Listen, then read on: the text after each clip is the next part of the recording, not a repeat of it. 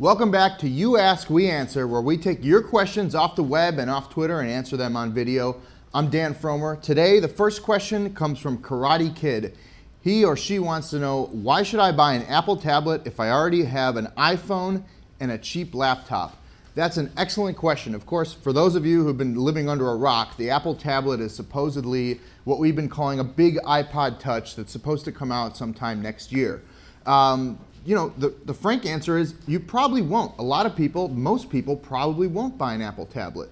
I don't think it's going to be something that's going to sell nearly as fast as the iPod Touch or the iPhone, simply because of its price. It's probably going to be expensive, $700, $800, $900. However, I think it will sell to a group of people that includes people who take long flights or short flights and don't necessarily want to have their laptop out the whole time. People who thought about buying a Kindle, who want something to read, but don't necessarily want to be locked down with something that only does one thing well. The Kindle, of course, has that e-ink screen that's really good for reading novels, but and that's cool if that's the only thing you want to do with it. But if you want to sometimes play games and read the web and do other stuff, the Kindle is not ideal for that. So I think there's a niche for now of people who might buy the Apple tablet, somewhere the intersection between people who are buying netbooks, who have a little more money they would spend on a more expensive netbook if there were one on the market, and also people who are buying iPod Touches and stuff like that. The Apple fanatics, will probably buy maybe up to $1 million of anything that Apple comes out with. So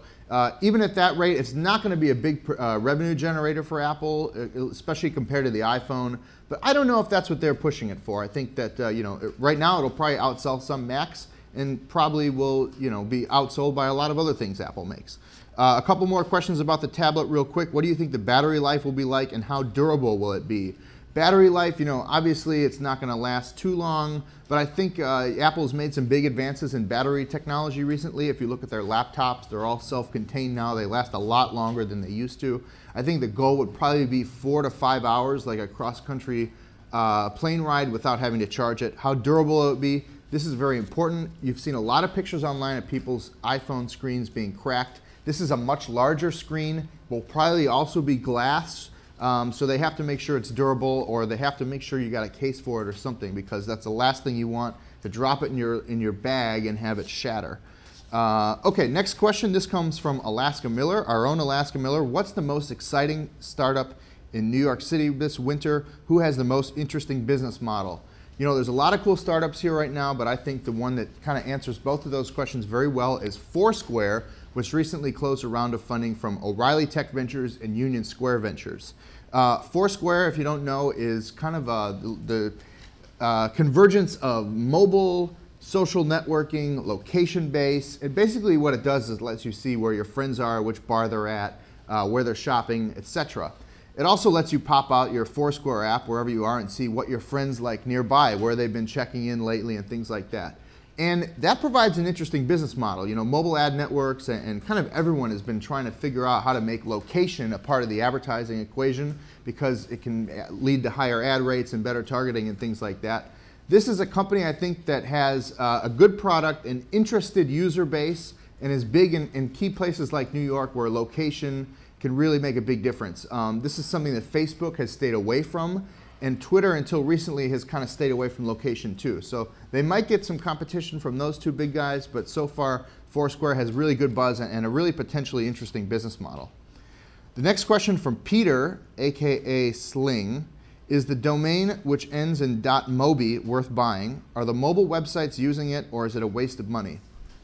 At this point, for almost every company, I think .mobi is a waste of money. It was introduced about 3 or 4 years ago as a way to quickly go on your cell phone to a mobile website for any company. Like Google was one of the first companies that put their name behind it. They said they would use google.mobi. Two things have happened since then. First of all, people realized that it's not very easy to use the web on a phone that doesn't have a QWERTY keyboard or a virtual keyboard anyway, and those people still aren't using the web on their phone much. So the idea of a shortcut or something like that doesn't really make sense. Really, on the server side is where that's going. If a web server sees you're coming from a cell phone and there's a mobile version of that site available, that's generally the way it's been working so far. If you go to google.com on your cell phone, at least on an older phone, it's not going to take you to a full version of the site.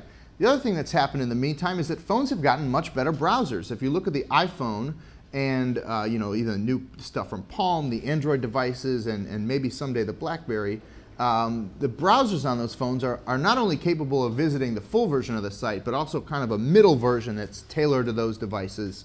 So .mobi, I never thought it was a good idea, and I haven't seen it anywhere, so I guess it hasn't taken off. What do you think Apple is planning to do with the boatload of cash reserves it has? It can't all be for a rainy day fund, can it? Asks Ben Redbeard.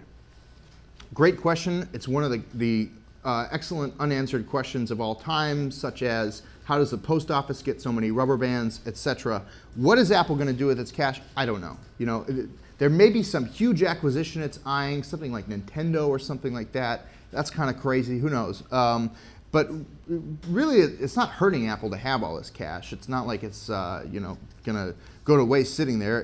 If they need to someday, they could do a big dividend and give it back to shareholders. But I think Apple, they're not known for making big acquisitions. If you look at who they bought recently, PA Semi and some mapping technology companies, they buy stuff that kind of fits in with what they already have. I don't think they're going to go after someone big like Adobe. So yeah, we'll see what happens with Apple Cash. Glasshammer asks, do you or anyone else at SAI play online poker? I have to say I have not played it for years, and the reason is that because it's, I guess, illegal, so it's really hard to A, find a site that works, and B, get your cash in and out. So for that convenience sake, no, I haven't touched it in a long time. I should be able to, though. This is kind of ridiculous. I mean, people play poker online. They play poker in person. Let's get over the fact that it's some sort of gambling thing and legalize this, make it easy to use, have some sort of counseling or treatment for addicts, and tax the hell out of it. This is something that should be online.